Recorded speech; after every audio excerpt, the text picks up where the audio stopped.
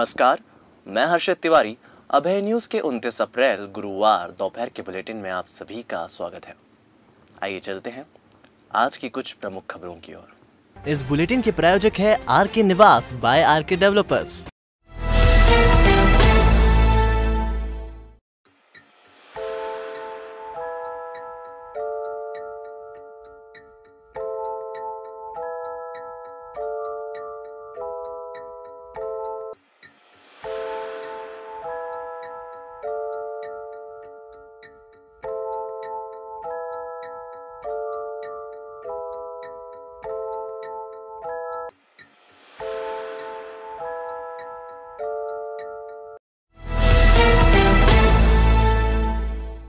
अपने कुख्यात रवैये के लिए पहचाने जाने वाले गुरु नानक अस्पताल में गुरुवार को एएसपी अमरिंदर सिंह व एडीएम नरेंद्र सूर्यवंशी ने पहुंचकर अस्पताल मैनेजमेंट को जमकर लताड़ लगाई। गौरतलब है कि गुरु नानक अस्पताल के संबंध में आए दिन कोई न कोई शिकायत मिलती रहती है। हालात ये हैं कि कुछ दिन पहले वहां पर एक लाश ही कब्जे में ले ली थी, जिसे पुलिस के हस्तक्षेप के बाद दिया गया। गुरुवार को भी यहां के बारे में शिकायत मिलने पर एएसपी अमरिंदर सिंह व एडीएम नरेंद्र सूर्यवंशी ने जमकर लताड़ लगाई। अभी लोगों को एक शिकायत आई थी जिसको कोई मरा आदमी जा रहा है। हाँ, कल बिल्कुल देखो गलत बात है। कल आपने एक लाश नहीं दी, नहीं मैंने करवाई, अमरेंद्र जी ने कराया, एडिशनल डीएसपी को आना पड़ा। मतलब आपने एक लाश यहाँ पे पड़ी हुई दिन सुबह से लेके दोपहर 2-3 बजे तक अमरेंद्र जी ने दिलवाई। मैंने इनको बोला, मैंने क्या थोड़ा इंटरव्यू करिए, ये थोड़ी सी मानवीयता आप रखो जा रही है। दवाइयों के साथ में, इलाज के साथ में लोगों का मानसिक संबल भी बना रहे, उसको भी हम बढ़ाने की ये कार्रवाई कर रहे हैं।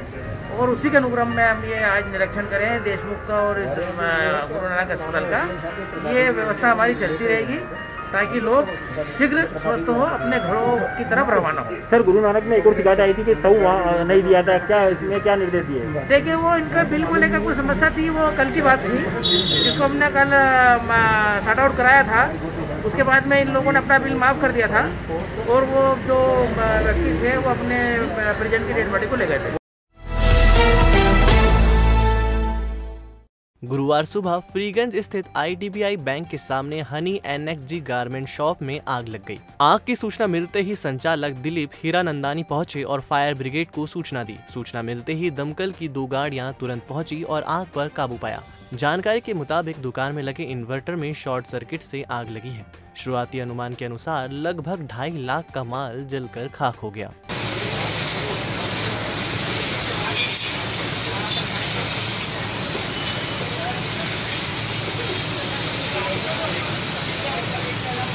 से हुआ है अभी आधा घंटा पहले, वो करीब अनुमान 2 से 2.5 लाख। काय की दुकान है आपकी? कपड़े की दुकान पास में है, मिनी फैशन, हनी इलेक्ट्रिक पे लगी, हनी एनएक्स में लगी। कैसे जानकारी लगी आपको कि आग लगी है? हमारे पास में गार्ड ने फोन लगाया।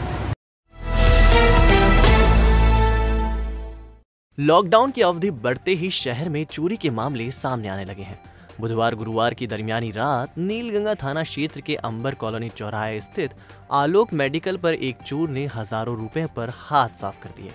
रात लगभग 2 बजे मुख्य चौराहे पर चोरी की घटना हो जाना कहीं न कहीं पुलिस की रात्रि गश्त पर भी सवालिया निशान लगा रहा है। आलोक मेडिकल संचालक मनीष मिश्रा ने बताया कि बुधवार रात 9:30 बजे वे मेडिकल बंद करके घर चले गए थे। सुबह लौटे तो दुकान के ताले टूटे हुए थे। चोर ने गैस केन से ताले को गर्म कर लॉक तोड़ा और शटर उचका कर अंदर घुसा। मनीष के अनुसार दुकान में लगभग 60 से 70 हजार रुपए कैश रखा हुआ था और 7 चांदी के सिक्के भी थे। साथ ही चोर मेडिकल में रखा 20,000 का मोबाइल भी ले गया। पूरी घटना दुकान में लगे सीसीटीवी कैमरे में कैद हो गई है, जिसमें चोर साफ दिखाई दे रहा है। कोरोना संक्रमण का खतरा होने के कारण मेडिकल संचालक पूरा कैश दुकान में ही रखते थे। संभवतः चोर को इस बात की जानकारी थी।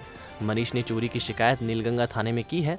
पुलिस सीसीटीवी फुटेज के आधार पर चोर की तलाश में जुट गई है। ये रात्रि 1:59 पर मेरी दुकान पर चोरी हुई और 12 मिनट तक इत्मीनान से चोरी करी उस चोर ने।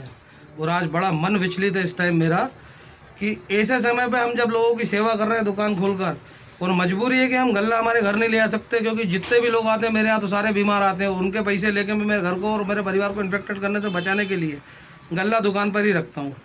और वो पूरा का पूरा गल्ला जा चुका है मेरा। अभी थाने जाऊंगा, मैं इसकी कंप्लेंट करना है। अभी तो हम मुआयना ही कर रहे हैं कि कितना कितना नुकसान हुआ है। गुरुवार सुबह 5 बजे के लगभग कानीपुरा रोड स्थित विश्व बैंक कॉलोनी में घर के नीचे रखे पिकअप वाहन को 2 चोर चुरा ले गए। बाइक पर आए 2 चोरों ने पूरी घटना को अंजाम दिया। पिकअप वाहन मालिक देवेंद्र ठाकुर ने बताया कि बुधवार रात कानीपुरा रोड पर श्री राम बिग बाजार के सामने गाड़ी क्रमांक MP13 GA 5583 खड़ी थी।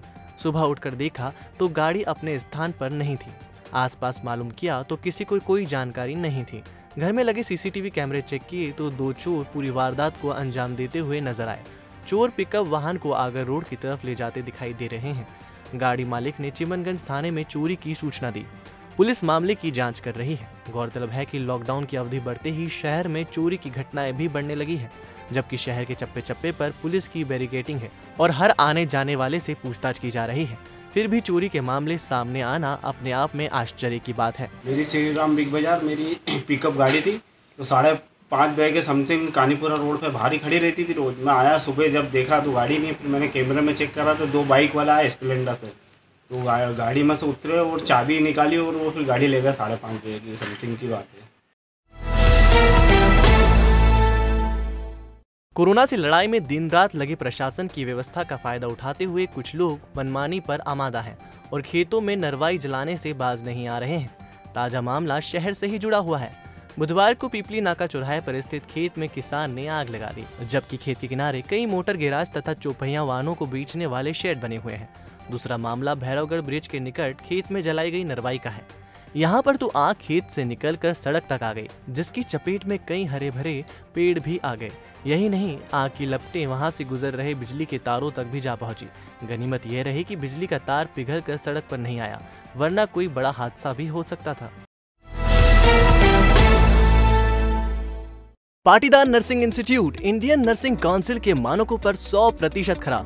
उज्जैन का प्रथम नर्सिंग महाविद्यालय। हमारे संस्थान में उपलब्ध है 3 वर्षीय नर्सिंग डिप्लोमा, BSc नर्सिंग 4 वर्षीय डिग्री, पोस्ट BSc नर्सिंग 2 वर्षीय डिग्री और MSc नर्सिंग 2 वर्ष post graduate degree study program. हमारी विशेषताओं में शामिल है हॉस्टल व मेस सुविधा, सर्व सुविधा युक्त कैंपस, बस फैसिलिटी, कोर्स पूरा करने पर 100% जॉब गारंटी, योग्य व निपुण फैकल्टी, वर्ग अनुसार छात्रवृत्ति, 3000 से ज्यादा पुस्तकों से सजी लाइब्रेरी, स्पोकन इंग्लिश व कंप्यूटर की निःशुल्क शिक्षा, विभिन्न प्रयोगशालाएं और नर्सिंग प्रशिक्षण के लिए 150 बिस्तरों वाला रिसर्च सेंटर व हॉस्पिटल। हमारा पता है Patidar nursing institute, Moru Khedi, Patpala, Maksi road, Ujjain. Mobile 9522200084, 9522200092। Nanakheda स्थित होटल आनंद पैलेस के संचालक प्रकाश लाला का कोरोना से निधन हो गया। वे पिछले कई दिनों से कोरोना से जूझ रहे थे।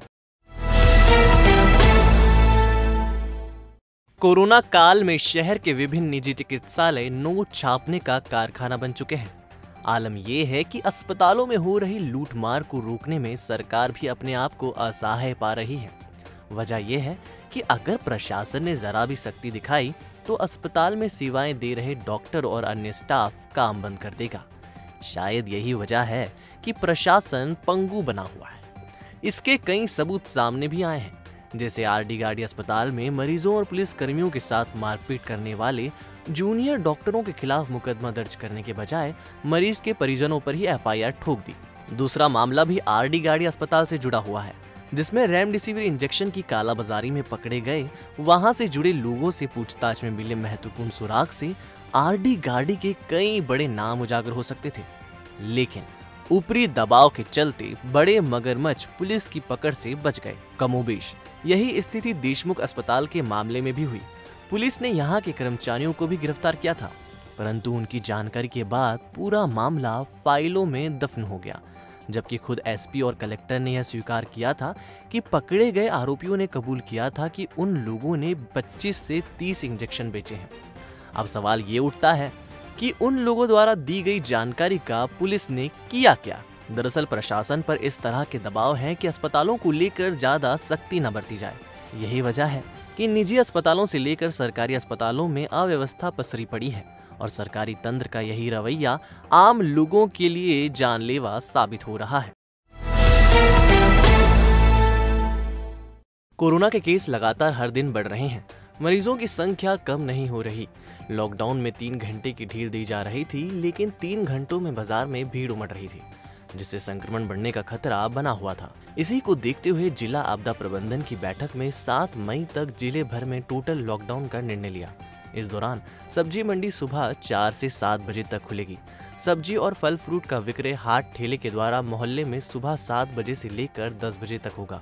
विवाह समारोह में 10 लोगों के शामिल होने की अनुमति होगी। अंतिम संस्कार में भी 10 व्यक्ति ही शामिल हो पाएंगे। मरीजों को लेने जाने के लिए ऑटो रिक्शा को छूट रहेगी। पहले दिन लॉकडाउन का पालन करवाने के लिए पुलिस सुबह से एक्शन मोड पर आ गई है। भोपाल चौराहा पर लोगों को रोककर कारण पूछा और शहर में प्रवेश नहीं दिया। बेवजह लॉकडाउन में निकलने वाले लोगों को डंडे का प्रसाद मिला और वापस घर लौटाया। वहीं लॉकडाउन में निकलने वाले लोगों को कान पकड़कर उठक बैठक लगवाई। लॉकडाउन में पुलिस की मौजूदगी के कारण जरूरी लोगों का आवागमन ही नजर आया। सवारी लेकर जा रहे मैजिक और ऑटो पर चालानी कार्रवाई की। तो मैजिक और ऑटो तो सवारी लेके घूमते पाएगा जिनके विरुद्ध चालानी कार्रवाई नगर निगम के द्वारा करवाई गई है और कुछ को ऐसा समझाइश भी दी गई है। बाकी पूर्ण तरीके से बंद है मार्केट। हमारे लॉकडाउन के आदेश का पालन कराया जा रहा है और सख्ती से कार्रवाई करा है। देखिए, उनका लॉकडाउन किया गया है, जिसमें जो इमरजेंसी सेवा, मेडिकल सर्विसेज और फैक्ट्रियाँ हैं, उनके कर्मचारियों को आने जाने की छूट दी गई है। सरकारी कर्मचारी, नगर निगम के कर्मचारी जो है, इन लोगों के आने जाने की छूट है। बाकी समस्त लोगों को जो है प्रतिबंधित किया गया है। अब देख रहे हैं शहर में ऐसे वाहन, ऐसे व्यक्ति जो जिनसे अन्य कारणों से जा रहे हैं, उन सबको वापस कर दिया गया है और शहर में प्रवेश नहीं देने दिया जा रहा है। कोरोना के बढ़ते संक्रमण को देखते हुए आज जो क्राइसिस मैनेजमेंट ग्रुप की बैठक हुई थी, उसमें ये निर्णय लिया गया कि अभी तक जो सवेरे 7 बजे से 10 बजे तक छूट थी, उस छूट को अब समाप्त किया जाएगा। केवल जो अस्पताल जाने वाले, अपनी जांच कराने वाले लोग हैं, उन्हीं को छूट रहेगी। वो भी उनको आवश्यक होगा कि अपना पर्चा या कि दवाइयों की का प्रिस्क्रिप्शन साथ में रखना होगा। जो जगह जगह पे सब्जी की दुकानें, फल की दुकानें होती थी, वो भी प्रतिबंधित रहेंगी। केवल सवेरे 7 बजे से 10 बजे के बीच में ठेले में सब्जी लोग मोहल्लों में जाकर के वितरण कर सकेंगे, पर 10 बजे के बाद वो भी प्रतिबंधित रहेगा। सभी प्रकार के लोक परिवहन हैं, चाहे वो बस हो, चाहे मैजिक हो या ऑटो हो, वो सब प्रतिबंधित रहेंगे। केवल मरीजों के लिए के आवागमन के लिए ऑटो को या कि मैजिक को अनुमति रहेगी। बाकी से किसी भी प्रकार की कोई अनुमति नहीं रहेगी। इससे अतिरिक्त कोई अगर अनुमति नहीं रहेगी, अगर कोई इसका उल्लंघन करता है तो हम धारा 188 में और डिजास्टर मैनेजमेंट एक्ट की धाराओं में कार्रवाई करेंगे।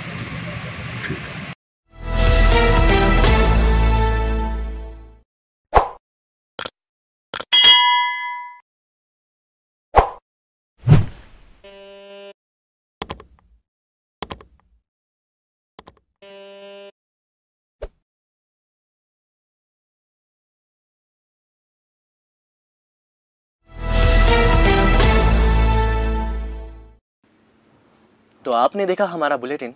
आपको हमारा बुलेटिन कैसा लगा, इसका फीडबैक कमेंट सेक्शन में ज़रूर दीजिएगा। कल फिर मिलेंगे नए बुलेटिन के साथ। नमस्कार।